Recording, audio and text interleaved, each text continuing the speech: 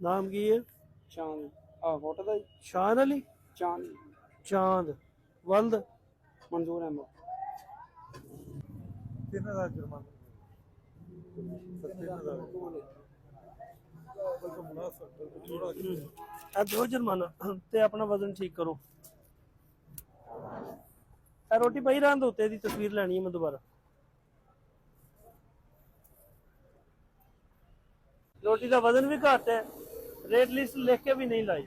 3 ਜੁਰਮਾਂ ਤੁਹਾਡੇ, ਠੀਕ ਹੈ। ਤੇ ਇਹ ਜਿਹੜੀ ਆਵਾਮ ਇੱਥੋਂ ਖਾਣ ਆ ਰਹੀ, ਮਜ਼ਦੂਰ ਬੰਦਾ ਖਾਣ ਆ ਰਿਹਾ, ਕਿ ਜਿੱਥੇ ਉਹਨੇ 2 ਰੋਟੀਆਂ 'ਚ ਰਜਣਾ, ਉੱਥੇ ਤੁਸੀਂ 5 'ਚ ਰਜਾ ਰਹੇ ਹੋ ਉਹਨੂੰ, 4 'ਚ। ਠੀਕ ਹੈ ਨਾ, ਤੇ ਇਹ ਗਲਤ ਗੱਲ ਹੈ। ਦਿਓ ਫਾਈਨ, ਲੈ ਲਓ ਇਹਨਾਂ ਕੋਲ ਫਾਈਨ। जुर्माना दे दो।